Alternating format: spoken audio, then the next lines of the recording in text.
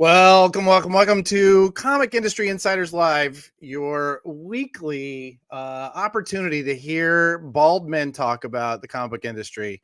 This week, actually, we have a plethora of incredible guests, but because this is the POS episode, we have to give the first shout out to my partner in crime, the man behind the scenes, the only guy who knows how this episode is running, Mr. Brian Garside. And I barely know what I'm doing, so we are in trouble. Listen, this is one of those weeks. I feel like we say this a lot, but this is gonna be one of those weeks where we both have so much going on that the fact that we get here feels like it's just an incredible accomplishment. Like just when you think things can't get any weirder, they get like 20% weirder. It's like every week. Okay. Everything's on fire and it's underwater. Amazing. Yes, exactly. And you wouldn't think that the fire would last underwater, but this fire totally there. Yeah, it's like St. Elmo's fire. If you are in the comments, I see all three of you. I see all of you and you. Oh, number 4 coming on in. Look at that. Hey, you. We would love to hear from you in the comments this week. Make sure while you're in it, you hit the like, subscribe, and alert button and all the buttons that every other content creator tells you to push. But we specifically want to hear from you about what's happening, from your viewpoint in our comics industry, because it's a crazy ass time. It's crazy, man. I don't even know. I don't even know. I will tell you that our one of our clients this week has a book coming out tomorrow. The Future Is, and I wish I had a copy here. I don't know why I don't have a copy here, but The Future Is #1 is out on the shelves tomorrow, and that has been its own lift because it's been crazy. Did I mention? I didn't say. I might actually be about to give a. You know what? I'll leave it. I might have an exclusive later on in the episode. We'll talk about that later. I know. So Brian, I know that you spent a lot of time talking about this, and I'm going to pretend like it's not a complete surprise to me. What are we doing next? Yeah, so we are going to talk about, we've got a whole rundown. Why don't I just pull up the slide deck that I made Look at like that. Hours ago. So here's what we're going to talk about today. We are going to talk about the latest on the Diamond situation, which seems to be always evolving and always in interesting new directions. Yeah. I will say that whoever the writers are on this season of the comics industry, man, they are killing it. It's pretty crazy out there. We're also going to talk about brand managers, what a brand manager is, why they're important, and what's going on with them. We're going to talk about the state of Diamond's data with my partner in crime and fellow data bro, Django Boren, of Comet fame and tons of other things that we're doing. We'll also talk about the state of POS and subscription systems, and we're going to bring in Django Jeff and other folks, and then we're going to finish things off like we always do with what's next for retailers. So, excellent. Excellent. Yeah, thank you again for joining us for this hour. It is we're going to get super nerdy. We're going to get into the mechanics of running publishing, the mechanics of how you deal with your distributor as a publisher, and we're going to be getting deep into how some of these systems came together. I think we even have somebody here who was one of the architects of the Pullbox system that Diamond has that we're all going to have to figure out how to replace now. Yeah. So I know it's quite the hour. So thanks for stopping in. So where do we start, Brian? Let's talk about the most recent Diamond news, and we're going to talk specific. Before we do that, if you have not already, can we just take you a moment? Just go over to pranadm.com, find the monthly newsletter button, and just hit subscribe. What is this going to do for you? Well, I was just telling a retailer just a moment ago, I was talking about an issue that we were all dealing with. And one of the things that he said that he needed was sales data from the rest of the industry, because we have not been getting that on a regular basis since COVID, since the whole distributor just split up. And I said, well, I have something for you. pranadm.com, go there and subscribe to the weekly bullet. In a little bit, we're going to meet Megan, who helps me write that once a week. And inside of that, once a month, we give you sales data that we pull from the POS systems that you're going to see today. and we were able to give you some of those insights on how to order for your shop and what's doing well and what's not doing well. So check it out, pranadm.com. Okay, good. There we go. Thank you. All right. Well, then let's get off of our shameless promotion and get into the latest on the diamond situation.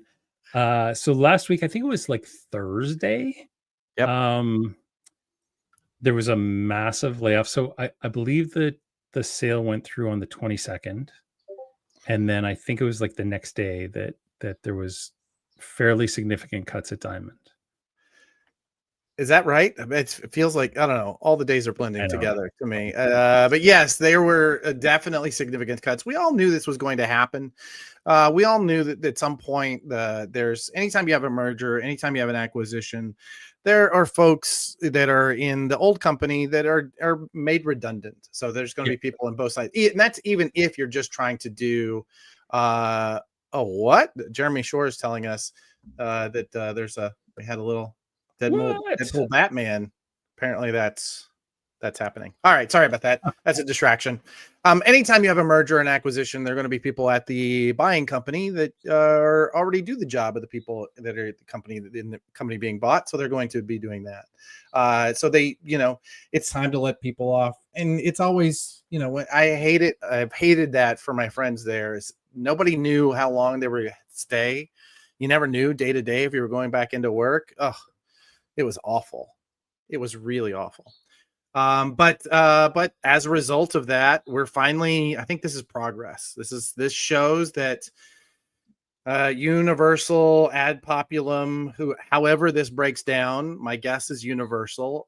They're going to be taking over and they're making plans to do just that. So we are seeing this ongoing story continue on.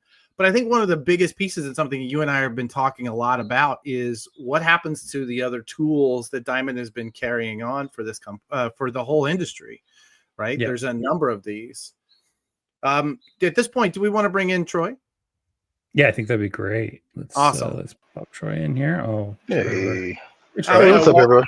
Welcome to the screen, Troy Jeffrey Allen. Troy, now you were at, why don't you tell us what you're doing now, and then let's talk about why we're asking you to be on the show now. Right now, I'm on lunch break because I now work in Mad Cave Studios. I wanted to point that out just in case anybody at Mad Cave sees me on screen right now. Yeah. So, hey guys. Hey guys. I love the guys at Mad Cave. Yeah. We've had we had Mike Martz and Mark Irwin both on the podcast. So they're good guys. I've been there since February. I got laid off by Diamond back in November. I've been at Mad Cave since February, and it's been a very positive experience. So yeah. What work are you doing there? I'm in marketing again. That's what I was doing at Diamond. And so, my responsibility is advertising. That includes, not just, Amazon, Google, Facebook, stuff like that, as well. Shout out to Mad Cave, as well as I still do video actually at Mad Cave. That was part of my job at Diamond. So I help put together the trailers now officially. Oh, that's amazing. Good for you. That's a nice use of your skills. That's great. I'm so glad you're able to do that. Yeah. I know that we worked. Is it Anna that worked over there? That Anna Skeller. Yeah. We worked at Prana. We did a little bit of work with Mad Cave a couple of years ago, and what a great crew. I'm so glad you ended up there. Yeah. Well, so let's talk about why we brought you on the show today. You left Diamond, and before that, you were really involved in the Pullbox preview system, right? Yeah. So I was one of two project managers on the Pullbox system. I am not an IT guy, as I pointed out. I'm a marketing person. Right. And so a lot of the difficult task of maintaining Pullbox fell on another guy named Savio, as well as Eric Beck and his team. Sure. But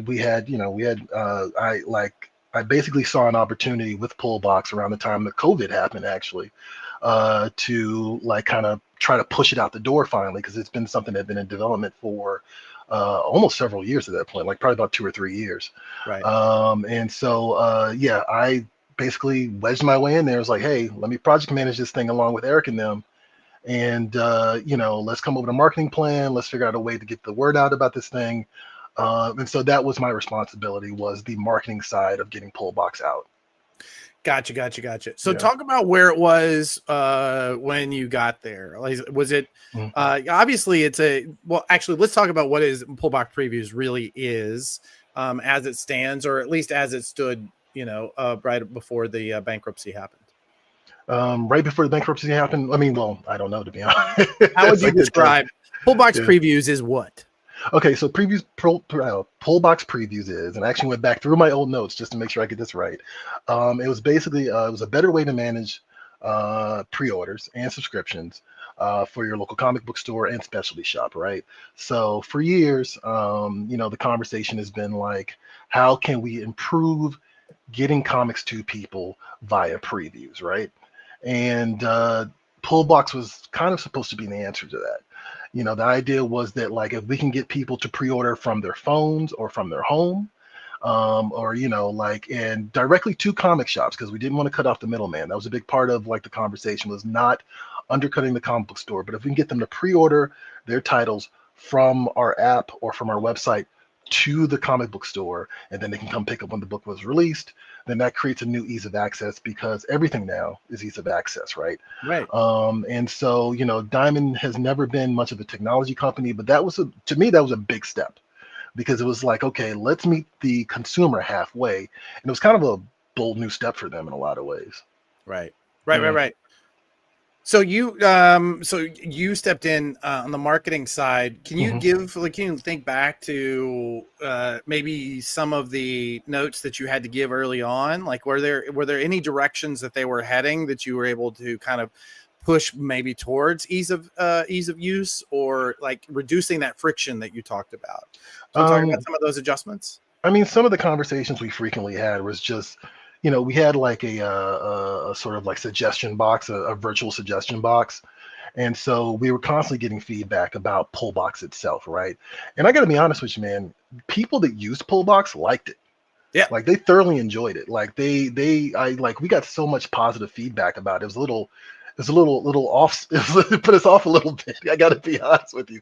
Wait a minute, we work for Diamond. Right. We're not used to people liking us. I mean, that was kind of the inside joke. Is like, oh man, people are into this. Okay, all right, cool.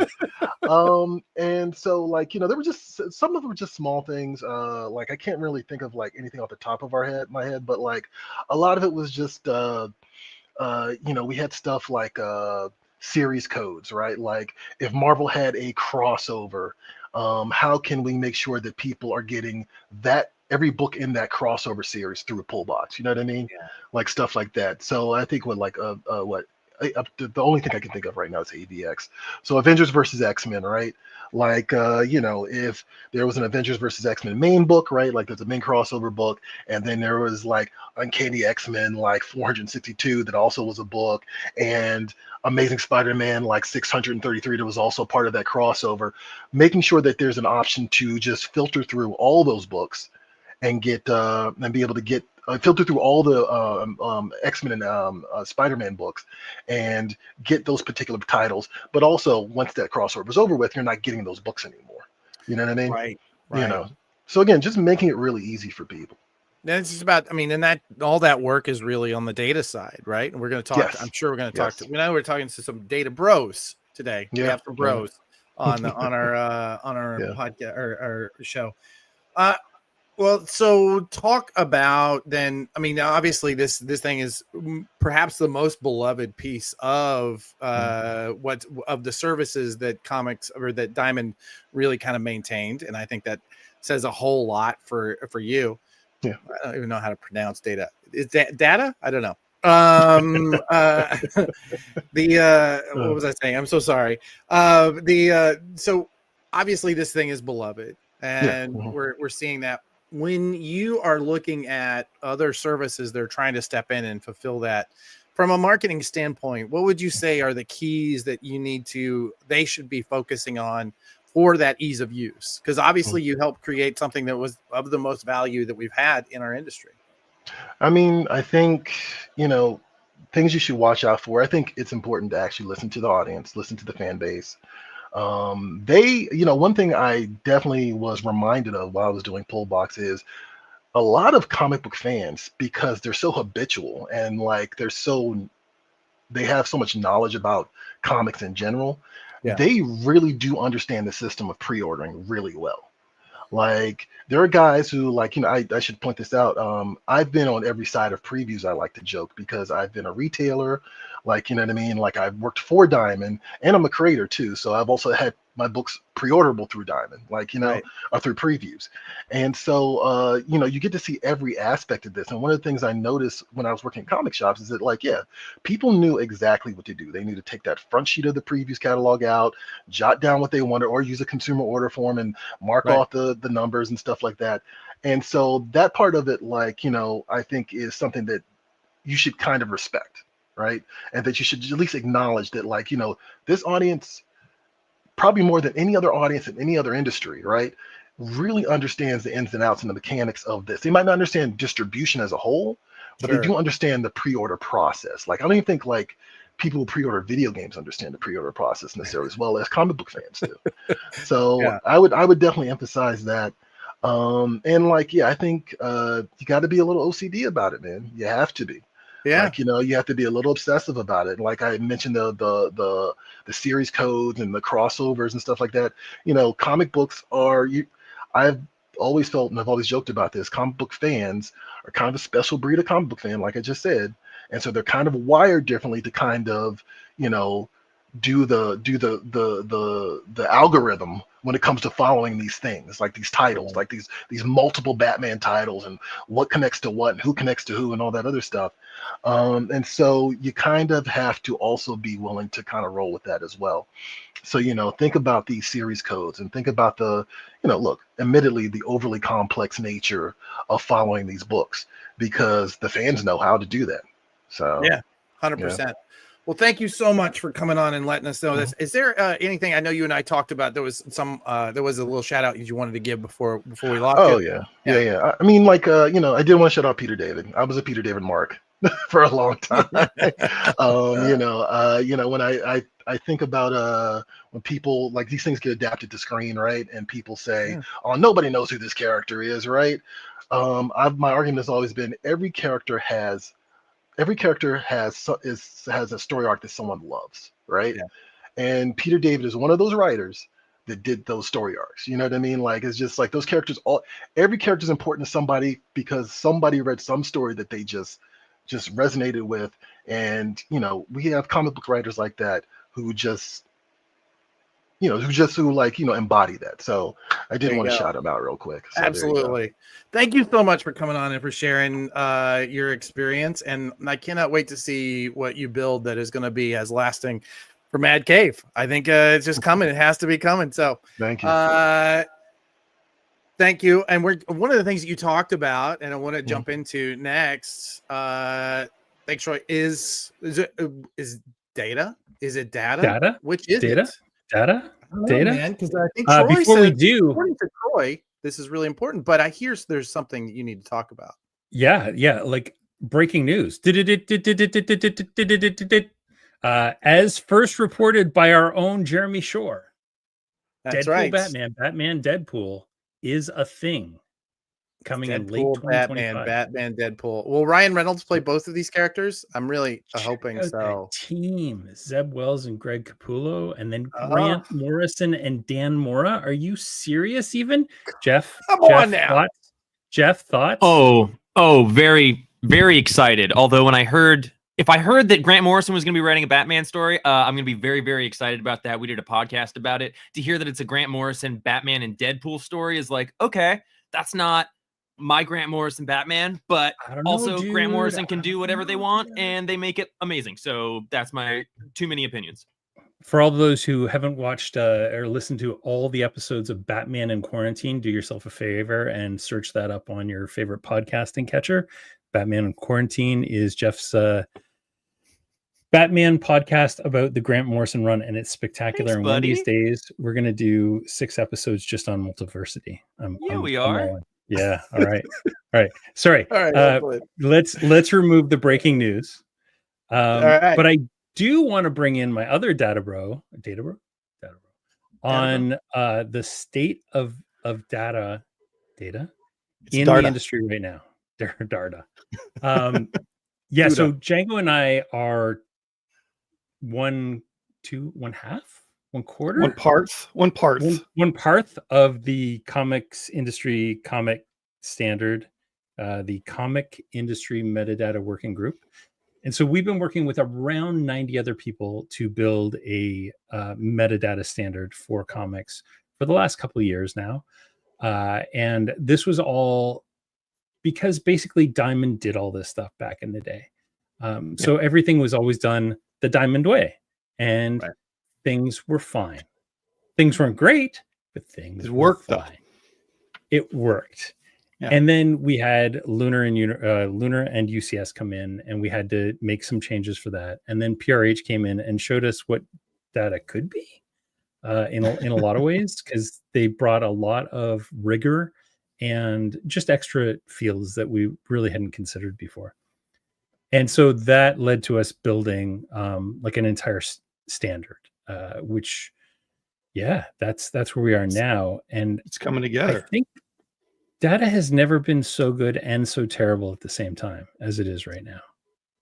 I agree. I think we have we kind of have higher standards and more complexity. We have more ways that things can go sideways and less oversight. And hopefully the Comet standard is going to help sort of streamline that and push things into the right place. And really, like, there's people used to complain that they had so many Diamond damages. And when I looked at how many comics we got in a week, and there was 4 comics that were damaged, like, that's better than I could do. Yeah. And I think that comic book data is kind of in that same boat, right? Like, it's super frustrating when a barcode is wrong from a publisher, but also, dang, they got a lot of barcodes right. Yeah, you tell another industry that you're bringing in 3,500 individual SKUs in a month, and they will go, "No, you're not. Yeah, you're so adorable. There's no way you're bringing in 30." No, I am. Every month, we bring in 3,500 new SKUs, and then I move on to the game distributors. Right? Yeah, and of those 3,500 SKUs, 3,470 are good. Yeah, right, and 30 of them are American mythology. No, shots fired. Don't say that. Oh no! And Jim started out American Mythology. He started out as a brand manager, so he has no excuse.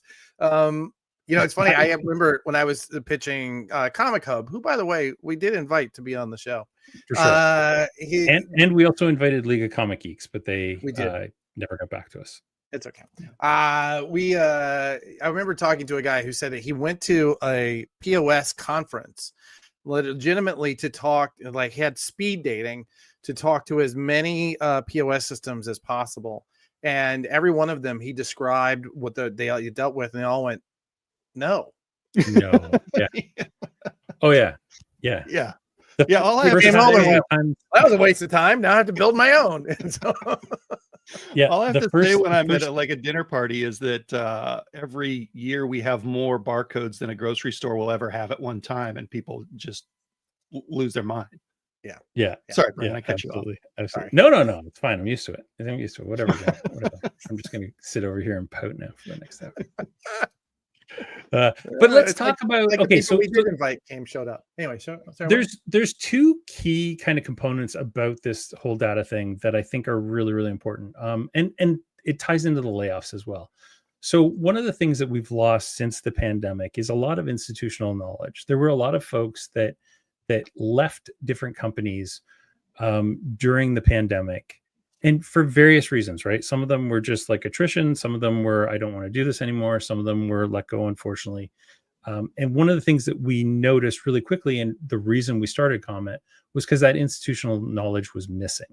And it kind of boils up from the publisher level, and then also would matriculate down from the Diamond level. So you screw up something 5 times, your brand manager tells you, okay, this was screwed up. Here's what we have corrected. And eventually you kind of get that and fix it. But the guardrails kind of disappeared in the last 4 years. So we lost those brand managers. And here to tell us a little bit about what a brand manager does, that's called a segue, Adam, is our own Megan Marsden. Megan. Hello. Hi. So one of the things that we've noticed is like a lot of this data that used to get cleaned is not, and we think it's kind of partly because of a lack of brand managers, especially from some of the new distributors that came along. Can you tell us a little bit about some of the functions the brand managers did at Diamond? So a brand manager is essentially your publisher or your vendor representative to the distributor.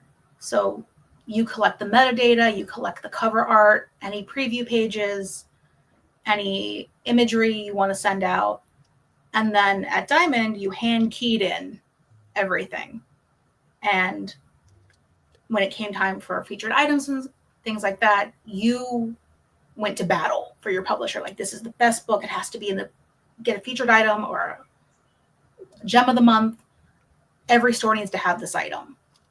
But the problem is right now, since so many people are being unfortunately let go from Diamond and a couple other distributors are still building their staff, is that we don't have a lot of people to handle all those accounts.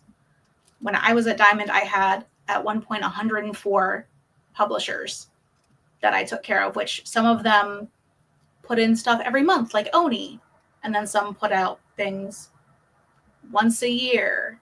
Or you had brands that had similar things. Somebody had Scholastic, while somebody had Cartoon Book, and you had to make sure that Bone wasn't coming out in previews from both to get competing item codes. Yeah, Megan and I work together on a daily basis. She works with me at Prana, and so I can say that you've been on both sides of that now, both as a publishing representative and as a brand manager. Mm-hmm. What do you think? I don't know if I've ever asked you this question, but what do you think that publishers don't understand about the brand manager's job? I think one of the things they don't understand is that, for me at least, I took my brands to heart. And if there was a problem, if your books were only received half through, I wanted to figure out where your books went. You paid to have them purchased. You're essentially holding the publisher's money ransom, the retailer's money ransom, until the books get delivered. You don't want somebody to say, I ordered 36 copies, I got 4. I have a lot in my budget for these. When are these mystery books going to come? So part of it was knowing how to communicate all the different steps of essentially how the sausage is made. With, I know you sent in this data, the data was clean, you sent in the books were clean, they disappeared. Now I have to contact the warehouse. The warehouse has to do bin checks. The warehouse has to do all their steps backwards. So I think the hardest part was explaining, like, I'm here for you. I want your books to succeed, but I am not in Plattsburgh. I am not in Diamond UK, who was a customer as well as their whole confusing for people that don't know experience of Diamond UK. So yeah. Oh, I'm sorry, I don't want to interrupt. No, it's just a lot of them don't understand the work, especially in a preview cycle, because the way previews used to be when we were all in office was there would be a hard copy printed out and passed around like a yearbook, and you circle what's wrong, you check here, so you always want to write like, ta-ta for now, see you next summer. But in actuality, it's this price is wrong, this cover is wrong. Gotcha. And that kind of also was part of the data problems, is how Diamond's system was set up. And how early before the previews catalog actually comes out was like the data coming in and getting cleaned? Like how much beforehand? So right now, they are working on the July catalog. I sent that data in the first week of May. Wow. Okay. So they're working months in advance, which is a different way than Lunar does. Lunar has really quick because they don't go to press. Diamond's data comes in earlier because they make this whole mammoth catalog that they print out every month for a physical edition. So one of the things I want to go back to, just so that we can make sure to underline it, because this section of our show is really about the data. Mm-hmm. One of the things I think that surprises most people when they first start getting involved in this problem is the fact that at Diamond, anyway, the brand manager as you said, hand keyed in. So we as publishers would fill out a Word file, send that Word file to you, and then what would happen? You have a couple of days where you're just sitting at a desk going through your emails, or if you printed them, copying, pasting. And if you misspelled something, Rick and Morty now becomes Mork and Orky, and you've now ruined the entire data file for that series. And now the retailer's going to go, I thought Rick and Morty 37 was going to be in the catalog. I'm sorry, Oni, this is the easiest way I can think of. Or if somebody else was helping you with the data, they might write Rick and the word and, you might do Rick ampersand. So Right. depending on who's entering the data, you could get a different title depending on the character count. And You so could that get was a just different based on memory. You were just remembering how you laid out that title the last time, or how the publisher laid out that title the last time. You could make a copy essentially of the previous month, but if Yeah. something is wrong and you don't notice it, Right. then it keeps coming in incorrectly.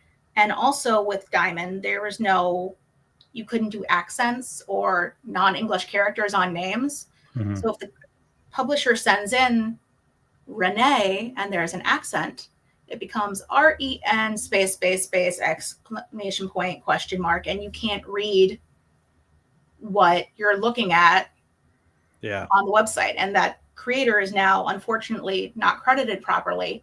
And the data is, I like to say, borked. I remember there was something like 18 versions of Francis Manipul in the system at one point. Yeah. So yeah, I totally see how that would happen with that system. And can you just, I don't want to belabor this too much, but No. when you were there, you were Mhm. dealing with a data system. Can you tell me what that data system looked like? Were you dealing with a web 400s? browser? It was a house-made system Ah, that connected everything. uh-huh. Hopefully my NDA is up. It's been a couple of years. But Were you entering into a DOS prompt basically, yes, everything was like the at the bank? homemade system of what it could be. And what a big problem for the data was, if you're working in coordinates with Diamond Books, you're getting data 6 to 9 months out for the next season, and you have to enter that in. If you mess up that trade, you've now messed up possibly the book market for it as well. Right. So not only are you messing up for the publisher, for their trade to be sold at your local comic shop, you've messed up Amazon, you've messed up Barnes and Noble, Mhm. Books a Million, all those things, because somebody could get lazy and just copy paste and not realize that they've entered the wrong title, could be a problem. Yeah, for sure. 100%. Yeah, this is another name that I think there's about 11,600 different ways that we spell it. There's a couple people, even with short little names, but they messed up the name. So you go, especially if the characters are being used, well, the artist name is being used for the variant covers. You could look up Liana Congus, but somebody forgot the S, and now it's the Leanna Kanga Right. cover, and you're not going to find it in your Pullbox system. Yeah. Right. Going back to Troy, you're not going to find it in Pullbox. Well, Yeah. thank you, Megan. I appreciate that. I think that, I will tell you, as a publisher, having a good brand manager was everything. I'm sorry, Joe. I'm not answering. And I will tell you, having to go through several different brand managers, in many ways, anything success that we've had in publishing has been because we have a good one who's ready to advocate like you were.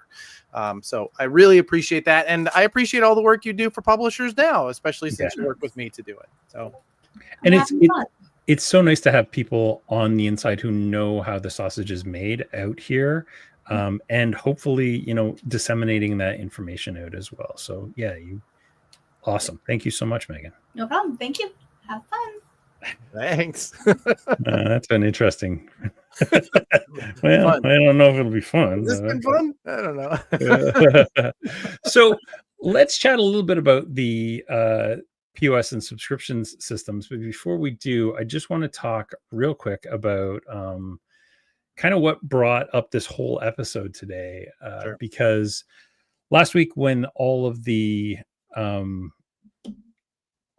Diamond stuff happened, there was also an email went out to ComicSuite users that Rich posted on Bleeding Cool, and basically said that as we transition to new ownership, everything's up in the air. They said a bunch of other stuff, but really it's like we're continuing. They've been extended at no cost through July 31st, 2025, which immediately made everyone say, does that mean the servers all go down on July 31st, 2025? Which made me say, please no. I don't have that kind of time. I can't bring on. So yeah, like even if the existing guys all took a third, we would still be completely overwhelmed. And I don't care what anybody says. If they say, oh no, it'd be easy for us to add. No, it won't be. You've got to support 200 people. Ain't going to be easy. If you think it is, you're just being silly.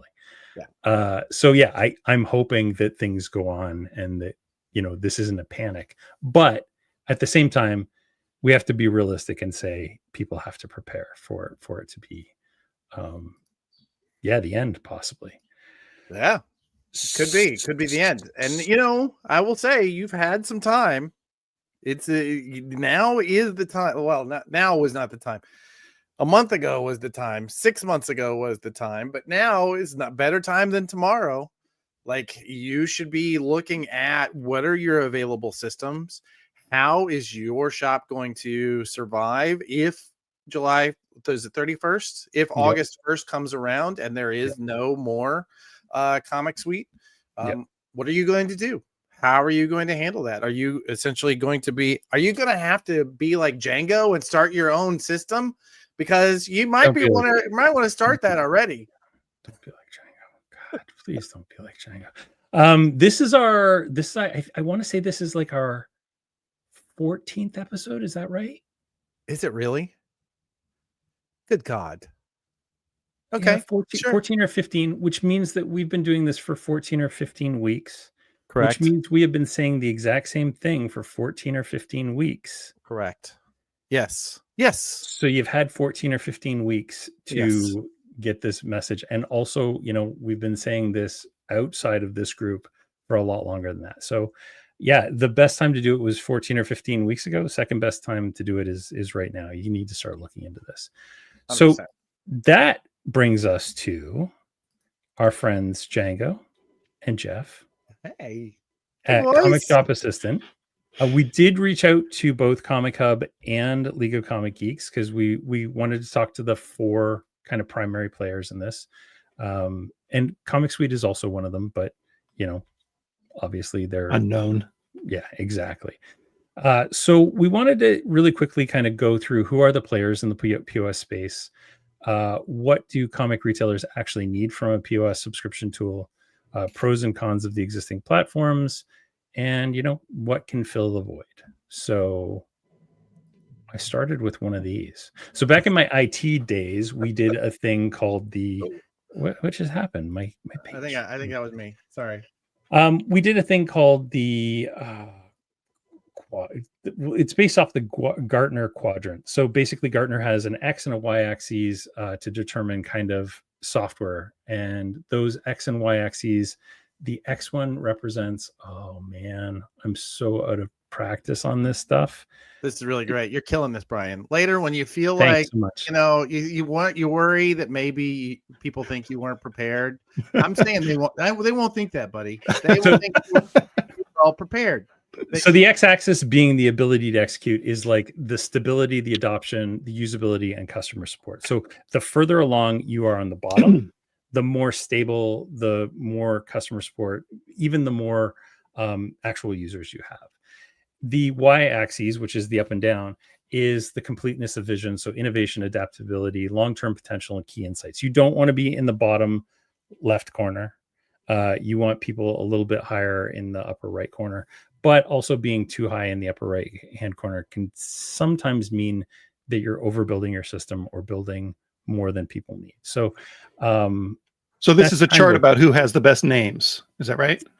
Basically, yeah. Cool. Honestly, the only reason that my stuff is up so high is that outside of ComicSuite, we are like the number 2 in terms of install base. Right. Just wait till we get our logo redesign. I know you guys are gonna, you guys are crushing it, and You're gonna kill it. so I let another all right, ChatGPT plotted all this for me. I didn't do anything. I fed it all of our stuff and let it plot it because I wanted it to be unbiased and I didn't want it to like grab my stuff. So that's kind of what we see here, and there's reasons for all this. I also built a matrix of features that all of us have, and you can see over here, Nice. Pullbox and ComicSuite are missing a lot of kind of the automation features. Comic Hub has a ton of stuff, but they also have it based on there's like a lot of caveats around it. Also, they're kind of opaque and it's hard to figure out exactly what they do have, what they don't have. I'll be honest with you. Maybe you could get in there and use it. If you don't mind, I have, I worked with Comic Hub for quite a while. For sure. And I'm still, tacitly connected to them. I have spent much time with the U3 and all of it I have loved. So if you don't mind, I have a little shtick when people ask me about which POS system they should try that I use. And I haven't actually rehearsed this, so I am not prepared. So you should feel free to mock me on that. Okay. Let's start with Comic Hub, probably the oldest of the software. It is the oldest of the software as a service groups. It is a wonderful solution if you are looking for something fully integrated, meaning it's going to handle your POS system. It's going to go directly to your consumers. It's going to give them an app that they're comfortable with. It is going to decide a whole lot of things for you. It is not great if you have very specific ideas about how to run your business because it is set up in a particular way. And as a result of that, every time they want to change something inside of the system, they have to change it for everyone. And getting everyone to listen, you want 20 opinions? Ask 10 retailers because there's no way to get everybody on board of the same system. So it is a struggle. It is, I would say it's a pretty decent off the rack. It still works. It's a whole lot better if you want to go directly to having online sales. It's a great system. Managed Comics, I think, comes in just behind that as far as age. Managed Comics, its killer app is that it is, as Brian likes to say, not a POS system, although I think he's changing that. It is a no, never. No. It's still maybe not a POS system. It sits on top of systems like Shopify, right? And I know he's working on it sitting on top of other systems. But what it does is it takes away all of the need to manage reports and manage sales tax and all of those things that the Comic Hub struggles to do for an entire globe. It delegates all of that out and actually does just focuses in on what comic shops need, which is subscriptions. It's interaction with customers. How do the customers make sure that they handle their own subscriptions? It's creating a web store to sell your stuff. It's all of that. Boys, I know you're going to want to correct me, but let me get through the end. Okay, great. It is the market leader at the moment for software as a service behind ComicSuite. But ComicSuite is basically free, so that's an understandable how those two things are going to work out. Then behind that, we have Comic Shop Assistant. The two boys at the bottom of your screen are involved in that. Look at Men. I'll take it. These guys run a comic shop. They do this for a living. That's all they ever did up until the point they started their own POS system. Their killer app is that it's all web-based, right? So you don't have to have it on your system. You don't have to maintain your own. I suppose you do have to maintain your own data, but like everything is about an access to any browser. So as a result of that, like they are able to make those changes and tweaks, but also make them privately for you. So you are accessing through an individual system. You're able to really refine down what it is that you want. And because they have a really small user base, they're also very attentive to the feedback that they get now. They can be in a way that, Brian even is going to struggle with. And Stu, forget it, is just going to throw it out. Great question on the data. I believe that the Comic Hub is on Azure, and I'm going to post this up. I don't know which one you're on there, Brian, as far as web data, but I'll let you guys answer that question later. Anyway, so all of those, it does Comic Shop Assistant is run by a comic shop, and really is focusing on what the day-to-day needs are. I've heard nothing but glowing reports from people that are using it. Finally, League of Geeks? Comic Geeks. Yeah. League of Comic Geeks. League of Comic Geeks is a really wonderful, I think it's basically a free system that you can use. I think it might be $20 a month. Yeah. It might be $20 a month. It's basically free. Really, really cheap, low cost, is just about subscriptions. And what they have done really, really well is create community, right? So you are dipping into a whole community of subscribers and comics fans who are talking about this stuff that are not just isolated into your shop.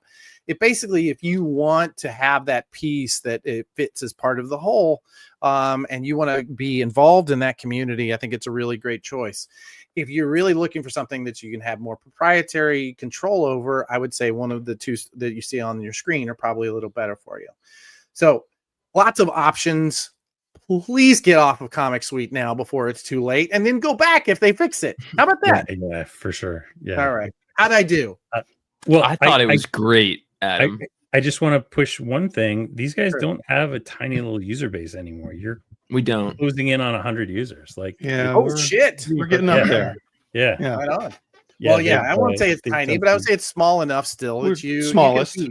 I mean, it still works. Like, guys, come on. Like, there was still answer my phone. There's some shrinkage, but it was cold, and they're in Washington. It's fine. I wouldn't call it small. Yeah, we maintain the focus being again, customer service is incredibly important to us, and being able to help people. I don't think Django and I ever were picturing doing this sort of thing. So when we started doing it, we were like, okay, cool. Well, if people are going to be using it, we got to make sure that we're not just people up there that disappear. We've had that experience with some folks. Django's described it too, that we came at the problem from totally opposite sides. Like, they came store out and we came customer in. And we're both kind of meeting like right here, right now. And the big difference for me is like, I don't ever want to build a POS system. There's so many tax. I've done that before. I built an invoicing system years ago. And the things I learned about taxes just meant that I never want to build. I told you he was smarter than us, Jeff. I'll never do it. I'll never do it. No, you got to learn that lesson yourself. I'm not going to. For the next one, for the 2.0. Yeah, exactly. Streamline it.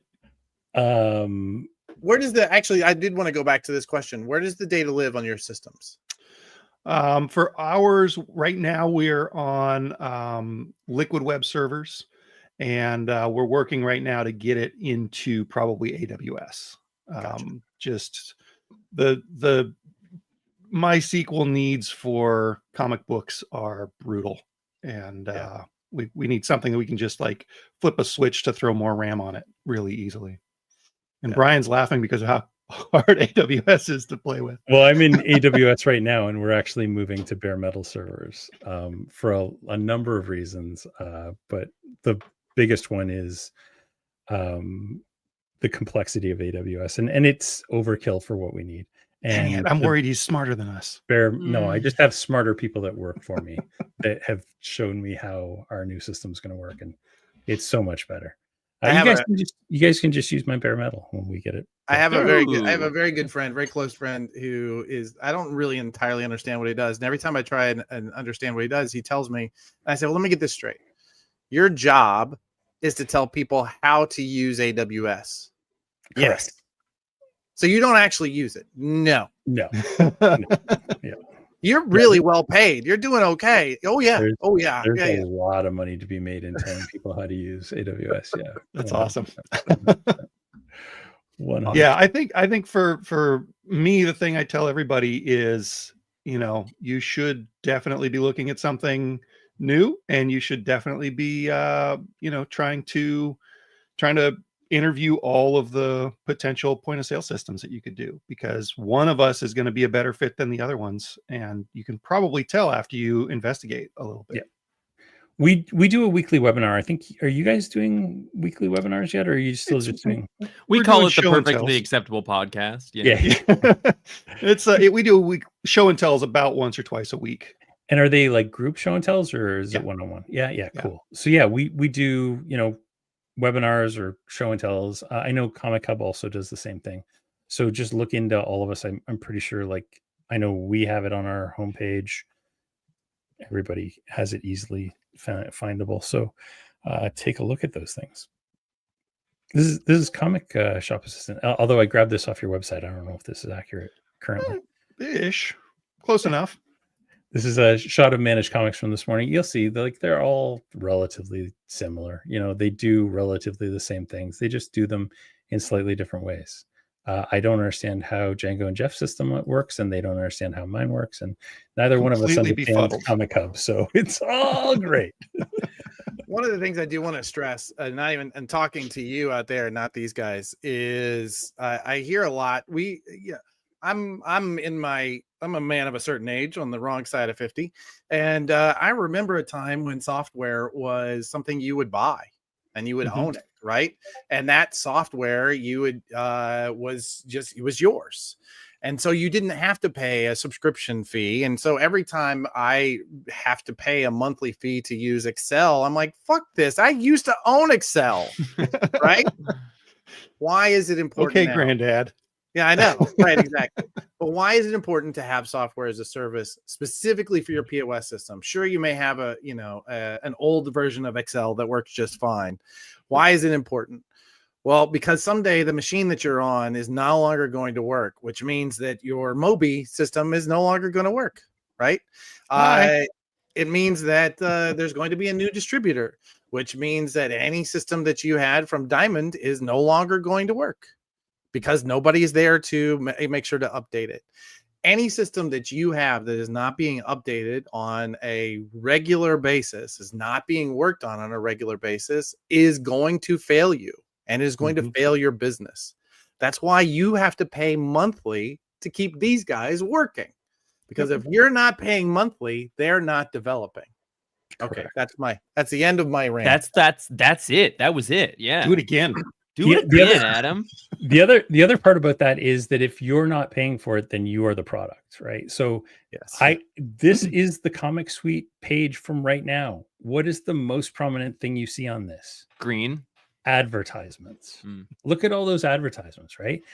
That's because they were selling something to you. And I just don't understand why Diamond's website has these ads that are making them $10 a month. Like, what it's a baffling brand bad idea, right? Like, it cheapens your brand. And they've done it for years. So yeah, if you are not paying for something, you are the product. It's true with Facebook. It's true with Gmail. It's true with everything. They're going to make their money somehow. Awesome. Your information is the product. 100%. Yeah. 100%, Murdoch. Awesome. All right, Brian, we've got 7 more minutes. What do we have to power through here, man? Because really, like, we're almost done. Like, no, we did real good. So I was just going to say, like, we could take questions from the audience about the systems, about POSs, about data. We do have a big takeaways thing that we're going to talk about at the end. What is you guys go ahead. Django, take it away, bud. We don't require any specific payment processor. So you can use whoever you're using now. You just tell the transaction that you took the money, and it believes you, kind of like you're taking cash. So nothing required. At some point, we'll probably integrate it with Stripe so that you don't have to even push the buttons on your terminal. And so you can, auto bill your subscribers before they're delinquent and things like that. But for now, it's completely up to you who you use. And we tie in directly to Shopify and Lightspeed. They have their own payment processors, but I know you can also just take everything as cash or as credit card outside of those systems, and then use whatever payment processor. Just you'll have to enter the transactions probably the same way that you do with you guys. I imagine that you're using buttons on a processor machine. Telling the comic book industry that they have to use a specific payment processor is not really super easy. Although I have to say that sometimes it drives me insane when somebody tells me that they want to save 1%, which is going to save them $36 a month. Right. And I'm just and okay. cost you 80 hours of development and constant upkeep. Yeah. Or you could just push one button and it will actually make sure that those numbers are right every time. Yeah. And that, Jimmy Fat Fingers doesn't hit in $22.99 when he meant $44.99. These hands. And you lose $20 a month. So yeah. That's a great question. Not really a question about POS systems, but I did want to come back to this one. Does anyone know what the Universal Distribution Comics monthly order minimum is or will be when the Diamond acquisition goes through? We know that Universal Distribution is, they're currently a Canadian distribution channel, right? You can order them if you're a Canadian store. They've been trying to move into the US. Obviously, they are part of this purchase. It is not officially recognized that they are the ones that are going to be distributing comics, but for those of us behind the scenes, it's been pretty obvious for a little while. And I know the names of the people, many of the people that they're keeping behind. And while there may be people that would have been on my list that didn't make the cut, I cannot think all the names I know that they are keeping would have, right? Yep. They are keeping some really strong people. So I have every faith that this is not only going to be a viable concern, but that they know how there's going to be plenty of institutional knowledge, as Brian was talking about earlier, to keep this going. Really good, smart people are coming in. Big shout out for Managed Comics. Thank you, Frag Monkey. Would you? We've got about 4 minutes here. But can either one of you let's do 2 minutes on what a validator would do? Oh my God! Who's one? Django, go. All Django. Right. So the idea behind the Comet Validator is that publishers and distributors would be able to feed their Comet files, all their data, into a machine that would look at it and say, hey, this barcode doesn't make sense with this series code or this issue sequence number. You're indicating in the barcode that this is cover A, but you're indicating in the title that this is cover F. And also, because you used this UPC code previously for the further adventures of Sammy Little, and now you're calling it Jimbo Baggins' Great Journey. Exactly what Brian just said. Great examples of hot commodities, Brian. Mm-hmm. Yeah. So basically just a way for people to input the data, have it vetted, and have it spit out a file that they can either fix or move on to the next step in the chain. And ideally, that system gets smarter over time as it gets more data and sees more of the errors that we can then teach it. Additionally, as you're learning that this is the stuff that is wrong, because it would validate it and say, fix these things, and then we'll give you a clean thing. You actually become smarter yourself. And so that institutional knowledge gets baked into the validator and teaches more people how to fish. Are you saying the robots are teaching us, Brian? Is that what you're saying? Dude, I've learned more from ChatGPT in the last 2 years than I've learned from a human being in the last 20. The robots were inside us all along. Don't know it was right, but I've learned more. Don't know it's right. Probably all hallucinate. Okay. Katie, it can absolutely fix the Brian Michael Bendis problem. You know what I think the most interesting thing about a validator, and I will tell you that when I left Comic Hub, this was the one thing I wanted to work on, was I didn't realize that you guys were going to end up showing up and doing it right, was a validator, right? And I wanted to build essentially the Bowker for comics, right? Where Bowker is the company that does this data validation for the book industry and then issues ISBN numbers. So what I find interesting about this is that if this is done right, that data then feeds out to all of these systems. It feeds out to the distributors. It feeds out to everybody that's going to use this data, which means it's no longer being hand entered by somebody like Megan, as good as she is. Or let me tell you, I've had some real bad brand managers, and none of those people are going to do it. So let's get into. We saw Brian Michael Bendis with Isnies. I would just say, Katie, I don't know if anything can quite fix the Brian Michael Bendis problem, because it's really a problem with like splash pages being used with that many text balloons. And I love it. But the reason you can't fix it is everybody has a different. No. We're not talking about decompressed storytelling. time. Oh, Django, I've got a hard out, buddy. Let's get into some. I want to really quickly Pullbox replacement. I would say the easiest one is going to be League of Extraordinary Geeks. But I will say that this crew right now, these two groups are already doing that for you. Central positive coming in. I think that will eventually be a goal. That's not our central goal right now. Our goal right now is to fix the data. But yeah, for sure at some point. So with your heart out in mind, our quick big takeaways, these are the same things they are every time. I've just amended them a little bit for this particular conversation. Do your research, take your time, find out what fits you. This is urgent, but you don't want to do this multiple times. Stop taking your time. Go do this now. Go look into this. Track your orders, maintain a comprehensive list of pending diamond stuff because you're going to need that. Secure your subscription data. If you rely on ComicSuite or Pullbox, make sure you're backed up. This could disappear at any time. Your computer could die. You don't know. Clean up your Pullbox. Get rid of your dead subscriptions. Get rid of your laggards. Clear them out. Call them. Get them out. Clean your data. Get contact information. Django doesn't care about this, but you need an email or phone number at the very least. I require your data to be clean. Django will take all of your do not calls and put them in there. He doesn't care. Listen, that's on you. Streamline your inventory. So get rid of that slow moving stock. Don't bring in that crap into your new system. Start with something clean. Clean up your inventory, prepare for a transition. And then this is the one that Joe says all the time. Lean on your retailer network. Talk to other people. Find out what they're using. Ask them how it's working for them. People will tell you, people have tons of opinions on this kind of stuff, and they will tell you what works for them. 100%. Wonderful. Tell us, boys, how do we get it? With support from publishers and distributors. No, how do we get your system, your POS system? Oh, our at the end of the show. Oh, right. This is the marketing. Deal. ComicShopAssistant.com. ManageComics.com. ManageComics.com. There you go. Wait, am I supposed to do it for him too?